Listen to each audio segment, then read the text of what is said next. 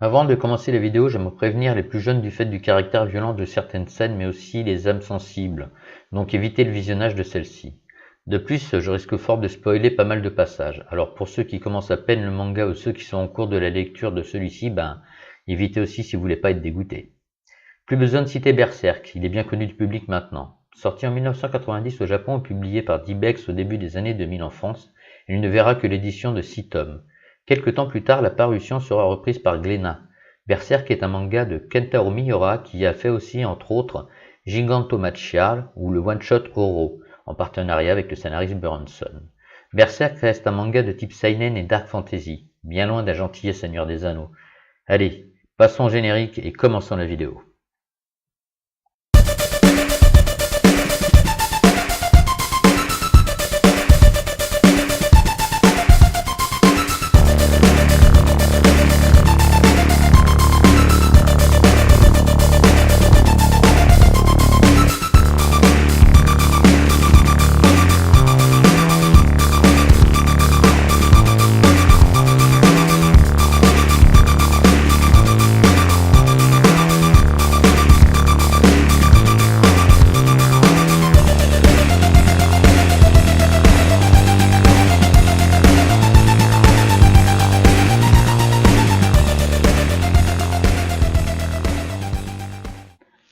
Avant de commencer mon petit speech, je pense que je ferai 3 vidéos sur Berserk, je m'explique.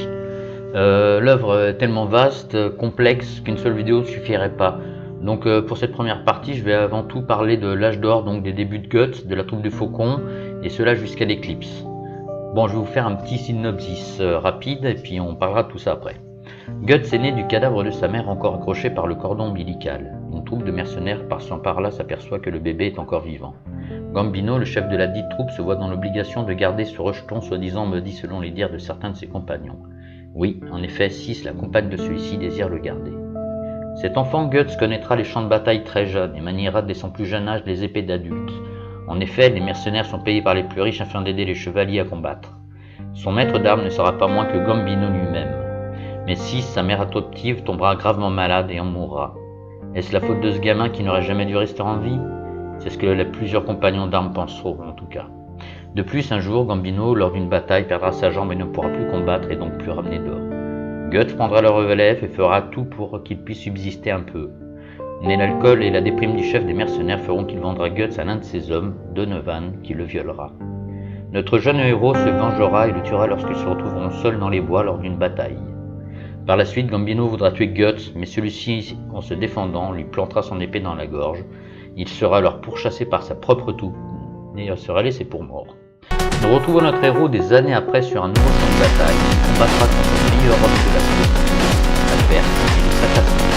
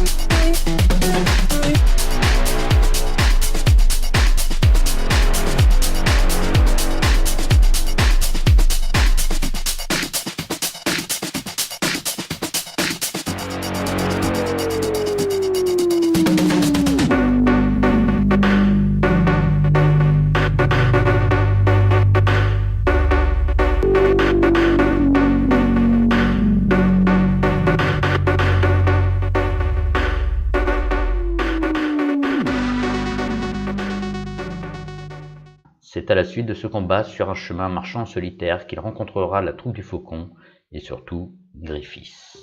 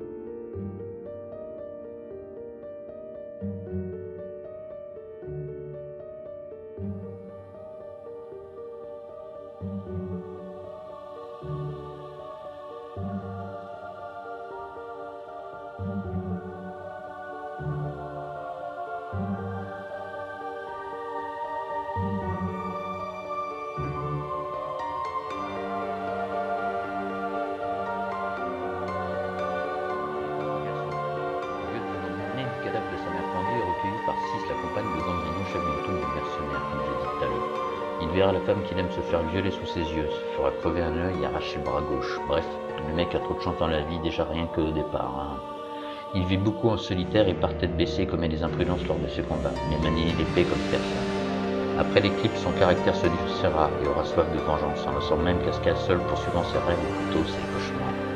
La nuit, il ne peut dormir afin d'affronter les esprits ou apôtres qui sentent qu'il a la marque sur lui, la marque d'un sacrifié lors d'un banquet ou offrande afin que Griffiths rejoigne les cinq de la main de Dieu ou Gunster.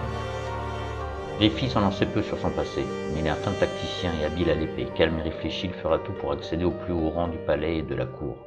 Il est avide de pouvoir et de réussite, il courtisera la fille du roi du Midland, Charlotte, seule princesse de ce royaume, et sera puni pour cela. Mais il perdra une partie de son âme lorsque Guts aura quitté la troupe du Faucon afin de réaliser son rêve. Il n'hésitera pas à se servir du Bélite afin de devenir Femto, l'un des 5 Godens, et sacrifiera toute sa troupe pour cela lors de l'offrande aux apôtres. Cascal fut sauvé par ce Griffiths étant jeune.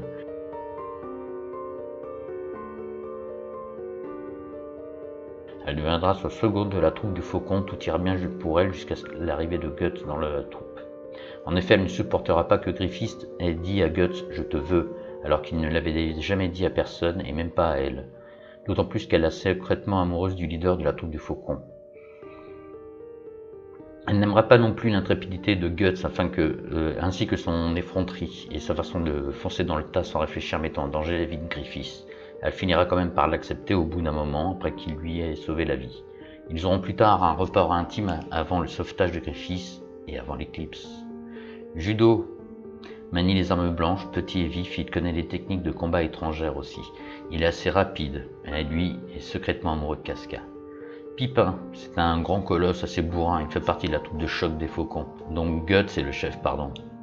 Kirkus est quant à lui plutôt lâche et surtout n'aime pas du tout Guts, quoiqu'en fait, on ne sait pas trop, au moment de son départ, il sera présent. Zod, il faut avouer, allez, celui-là c'est mon personnage préféré. Il a trop la classe, je trouve, moi. Enfin, j'aime beaucoup ce personnage. Bref, je m'égare. C'est un personnage ambigu, ce n'est pas un apôtre, il recherche juste des combattants assez forts car pour lui il n'y a rien, il n'y a que ça qui lui plaise. Franchement, c'est trop jouissif pour lui. Il ne fait pas partie des apôtres mais sera une sorte de garde du corps à la renaissance de Griffiths ou Femto. Il a beaucoup d'estime pour Guts et fera même un combat à ses côtés. Mais j'en parlerai dans une autre vidéo, ça se passe largement après l'éclipse. Et enfin, The Skull Knight, chevalier avec un casque en forme de crâne, on ne sait pas grand chose sur lui, si ce n'est qu'il conseille souvent Guts par des énigmes. Ce fut sûrement un ancien roi, et essaye d'emmener Guts sur le même chemin que le sien. Alors là-dessus, j'ai une petite théorie, j'en parle un peu plus tard. Comme vous le constatez, je n'ai pas cité tous les personnages.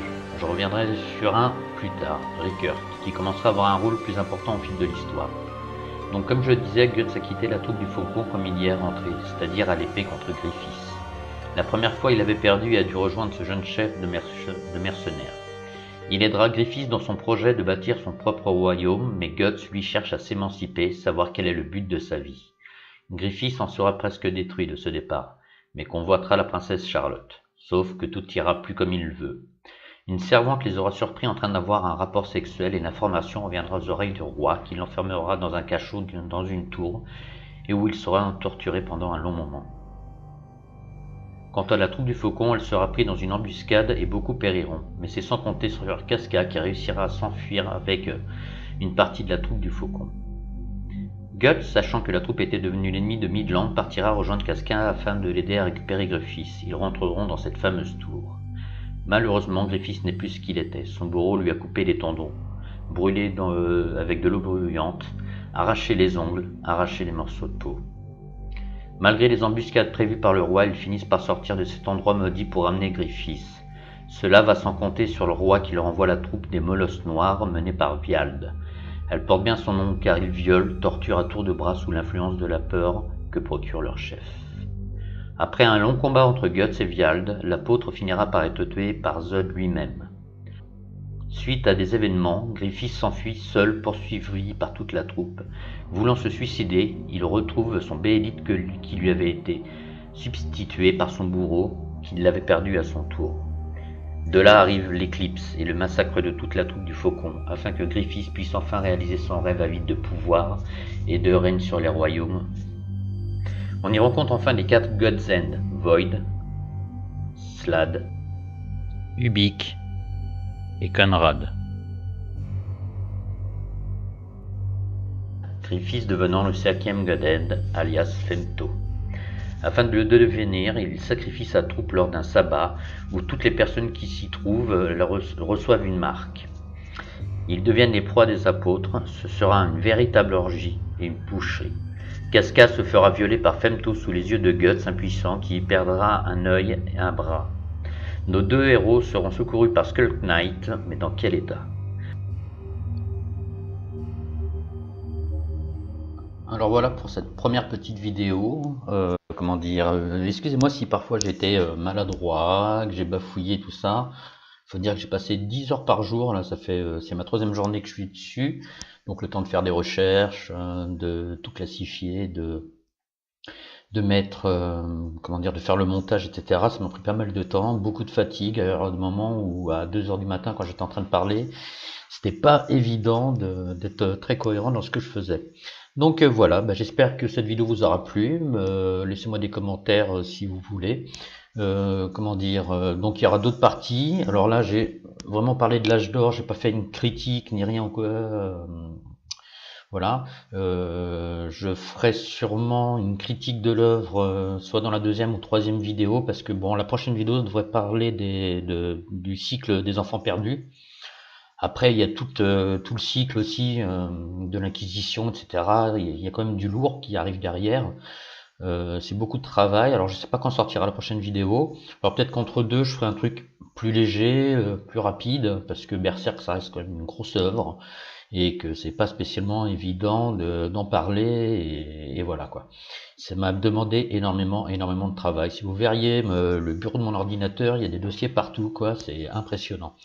le temps de tout classifier, de mettre en ordre, de mettre par dossier, de faire du montage et les transitions et tout, ça a été horrible. Alors faire la voix, c'est ce qui m'énerve le plus parce que j'écris aussi bien sûr, hein, j'essaye de suivre une ligne de texte. Et des moments je bafouille, alors au bout de 10 reprises, vous dites eh, c'est bon, j'en ai plus rien à foutre pour une première, hein, de toute façon pour le peu de personnes qui vont regarder cette vidéo.